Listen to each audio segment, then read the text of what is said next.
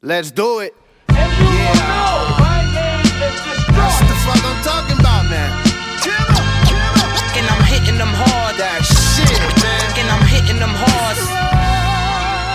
You are not rocking with the best. Sirius XM Shade45. I am excited. I'm pumped up. Why? Because one time, as a little kid, I snuck into a club called Octagon.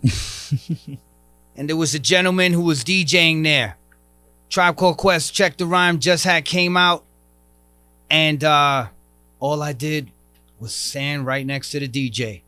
The whole night, I just watched him. The whole night, I promise you. DJ D-Love. The love. Yep. The love. He's here.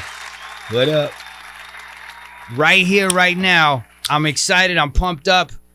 Kid Capri, how you doing, young man? I'm good, my brother D. What's up, man? Life is amazing when I'm able to see a soldier like you out here shining. You've inspired so many people. You've enlightened, you've brightened so many people's days. I seen Terry Crews popping lock to you, DJing. Man, I gotta ask you, man, how good does it feel to be here right now, still shining, still doing it, 2022? Amazing. You know, especially going through what we just went through for the last couple of years, all the legends and all the different superheroes that we lost. You know what I'm saying? I'm still here, you know, doing my thing. You know, I've been sick too through that thing, you know. So just come out of it, seeing my brother K Slay, you know, go away. And you just being here and just being here and being a part of everything and just still doing it to the high level I'm doing it. You know, it's a blessing, man. Salute to KBT. KBT, Kingsbridge Terrace, that's right. BX. Early gang right there. Absolutely. 8-year-old Kid Capri was out there with no headphones, doing his thing in the park, shining bright. Yeah, man. Yeah. And, you know, wasn't doing it necessarily for the name. He was like, hey, I love this. I didn't even have Kid Capri the name. It was DJ Doctor Spank. Bad name. DJ Doctor Spank. Now, let me let you guys know. And I don't know if you can actually help me confirm this, okay? Mm-hmm. Because I want you to get into yours. Yep. Redman. Yep. Young Redman, Reggie, gets hit. It's playing. Can we good? We are doing they're in a snowball fight. Him and a young lady. A young girl hit him in the face. Face got red. She called him Redman. The young girl perished. He kept the name Redman. Just want to make sure that's a fact.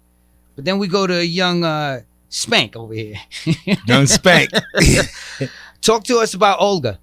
Olga Carter. Yeah, she was a girl that was beautiful girl. She was at the time, she was about 12 years old. But she was one of the girls in our circle. She was like the if you looked at her, she looked better than any grown woman in the neighborhood. She was just developed a certain way, very pretty. And she said one day, we was going to class one day, and she said, Kid Capri sound like a good name for a DJ. You should try it. Because it had Spank. It was a terrible name. But she said, Kid Capri sound like a good name for a DJ. You should try it. I was like, yeah, all right, cool. We went to the sporting goods store and put the name on the sweatshirts and all that. And that was our Kid. Yeah, it was all that. And then maybe 8 months later, she was shot by a stray bullet and killed by accident. It was crazy, man. So I ended up keeping the name, and the name just took me to where it took. Wow, that's amazing. Yeah, man. Rest peacefully to young Olga Rest Carter. Peace to Olga Carter, absolutely. But birthed none other than the greatness of an individual. Kid Capri out here shining. That's my angel there. And I'm going to just let you guys know, your government name is solid, too. They used to say to me, why I ain't call myself DJ D-Love. But back at that time, you always made up a name. You know what I'm saying? You didn't use your real name. You made up a Grandmaster Flash. You know, you made up a name, and so that's what it really was. But now, you know, ironically, this album I put out is called The Love. So I'm still doing it. With your mom out there in these streets looking amazing. Yeah, old classic photo. Yeah. I've been good in life, right? I'm able to smile. I'm able to be positive now. Everything's good. But we have our challenges when we was growing up. Absolutely. For the younger version of you, you know, the 90s was very interesting, the 80s as well. Was there a turning point for you? Something? So I ended up getting stitches for a homie that I was willing to go all out for. And he ran on me. And I realized at that moment I needed to chill. Like hip hop, I really fell in love with. I was already loving hip hop. Then I got arrested for graft. So it's like a couple of things in life that hit you, and you're like, I just got to stay focused on hip hop.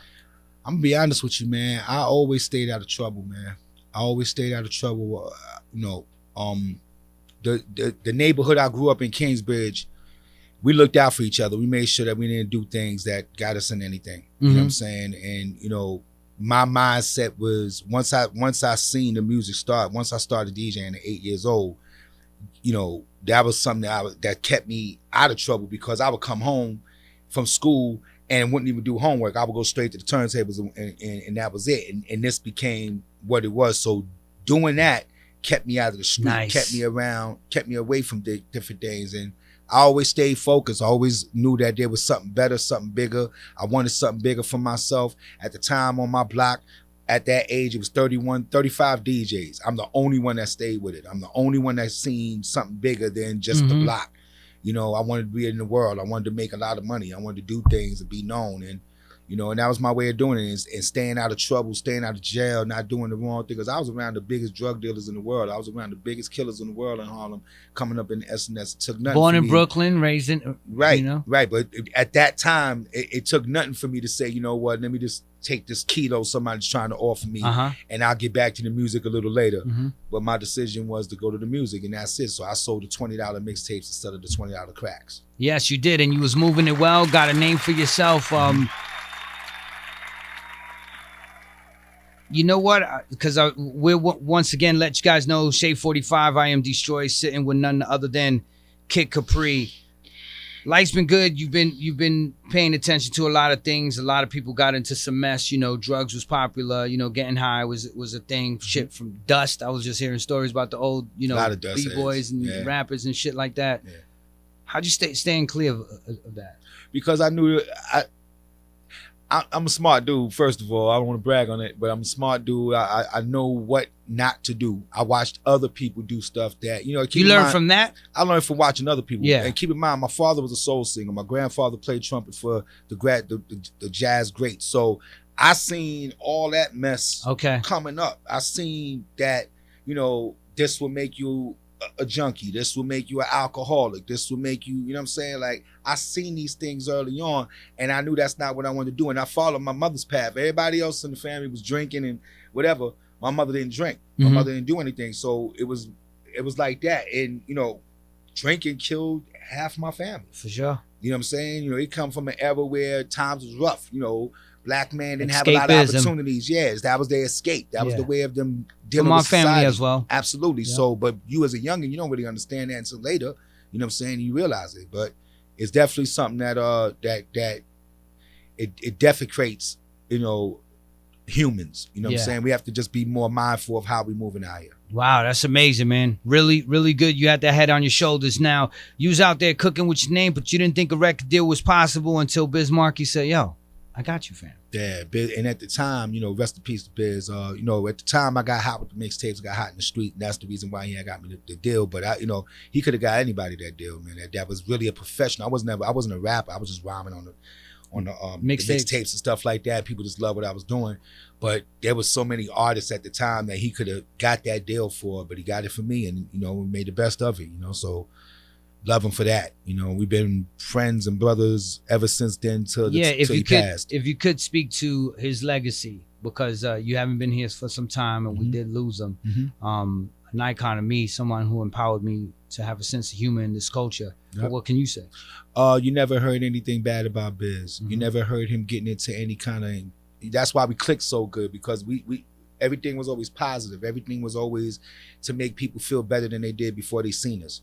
You know what I'm saying? It was always about, what can we do to make things great, and hip hop, and it was all that fun. And that's what Biz is. Biz is just fun. Biz was like a big ass kid. You know what I'm saying? Like, there was nothing that was a problem. You never seen him mad about anything. Always joking.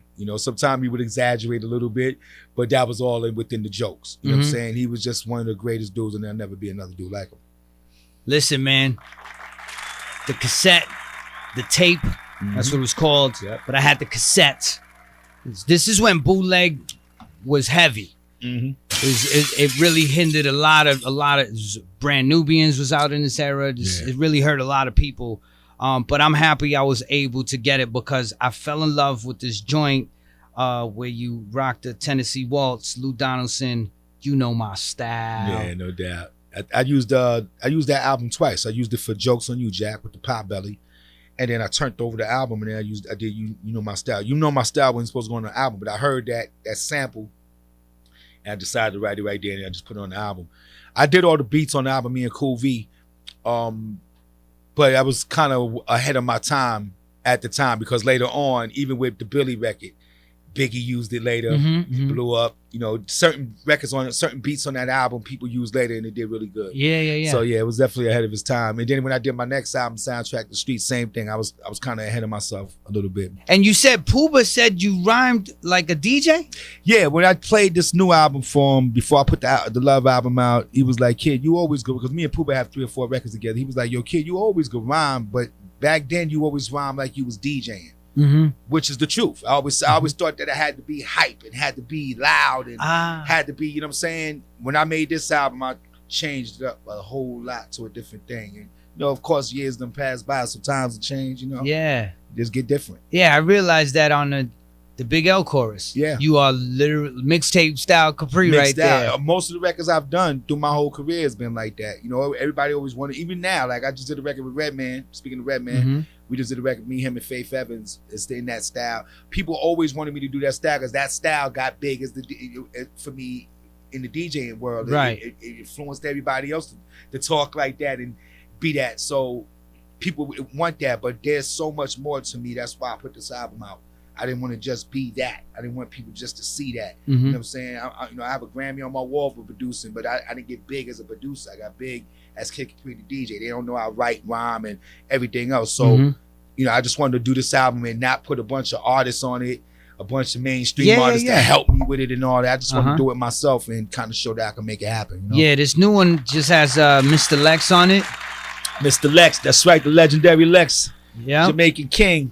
And also a young lady, man. Yeah, my daughter. A young lady, your daughter. You know, good to see her out there shining and being great. But really, more importantly, salute to you for really showing her the way. And I know it's tricky navigating because some actors don't want their kids to get into the same industry because it gets tricky. Absolutely. Was there any kind of like setbacks or anything that you had to tell her about, or you seen for her career? Well. She's seen how I moved as she grew up. She's seen how I did things and how I carried myself. So that was half the job for her wanting to get in the industry. My thing was I wasn't trying to stamp her if she wasn't good enough. I wasn't trying to be, you know, put force her on people because she was Kid Capri's daughter. Right. You know what I'm saying? Like she had to prove to me that she was ready to do it. And more than that, she had to show to me, which I already knew, that she could handle what's going on in the music business. You know how the music business is it's you know, it's werewolf. So you know, treating people fair, understanding that there's leeches out there, there's people that want, you know, whatever they want from you and how you want to handle that. So I knew that she had that part because she has my personality, but I didn't know if she really had the talent yet. I did a show at Radio City Music Hall across the street and put her on stage with me, and she started dancing. The crowd went crazy. That was the first time I seen her with some kind of start, right. Yeah. And then when she started singing, she started bringing me the music. I was like, then she brought me one song. I was like, cool. Then she brought me a song she wrote for Rihanna. And that was Air. And that's the one I was like, wow. When she put that out, that's when everybody was like, yeah, Venus dope. So she's been going ever since then. And she's just been doing her thing. So I put her on the Uptown record with me, which I haven't heard a record with a father and daughter hip hop ever. Right. And then I got my mom's on the front cover. So named it The Love. My last name is The Love. Everything's about the love. Sirius XM Shade45. We are here with none other than Kid Capri. It's that Uptown. Oh my God. Him and his daughter rocking, giving Nat King Cole's and his daughter run for their money, man. Exactly. Shout out to Nat King Cole and Natalie Cole. Rest in peace to both. Yes, man. Entertain us, man, because I love little snippets that a lot of people aren't familiar with. But your wonderful daughter, she's out here shining, doing her thing. Yeah, Vina. Vina being great. Now, who's Vina's godfather? KRS-One. It was crazy. You know, me and KRS-One have a big history with each other. As you've seen, we did the verses together.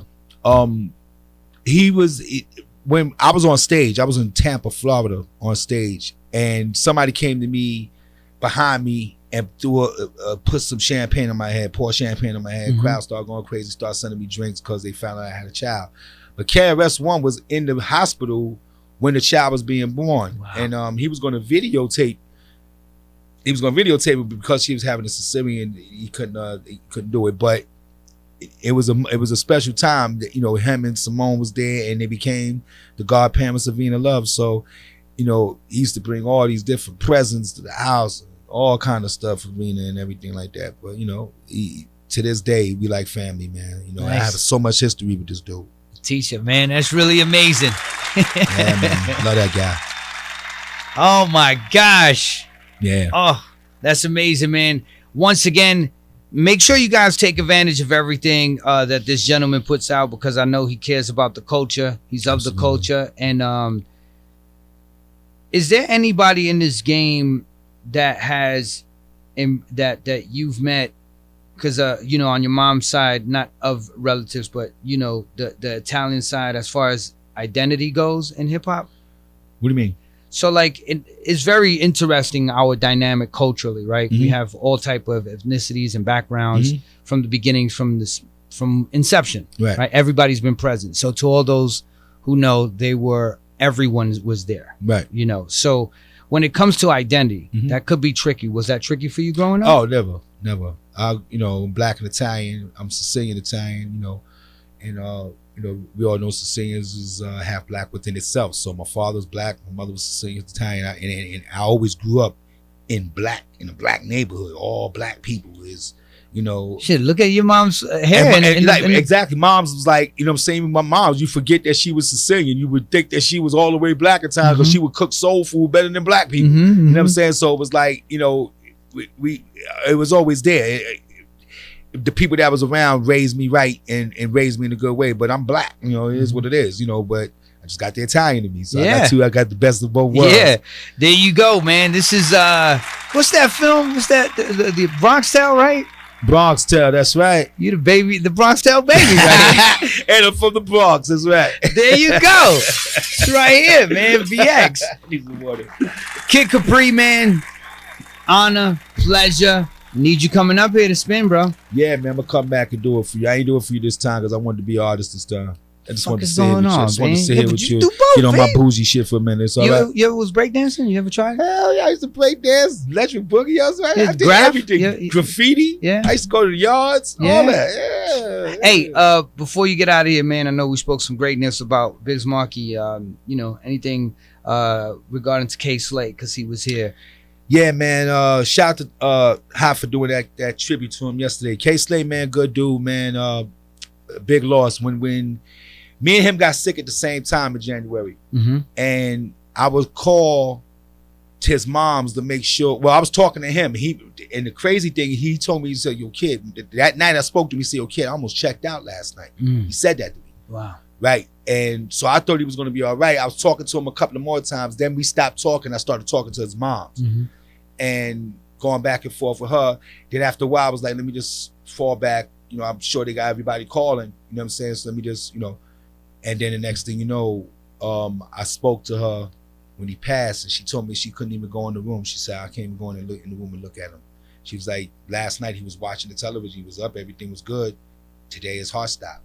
Wow. And at the time, his role man, I think it was his role manager, somebody was leaning over him, praying over him in the hospital, but she couldn't go in the room to go see him. So it was just a sad time, man. You know, sad thing.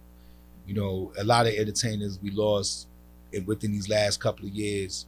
You know, we should be just grateful that we're here. Definitely grateful, and also, you know, continue having a great circle around you. You know, you not only your friends from back then, but you now have developed relationships with homies where they're like your real friends. Absolutely. Who's like some people you chat with. Busta Rhymes said to me, "Yo, kid, you always call to check on me and you never ask for nothing."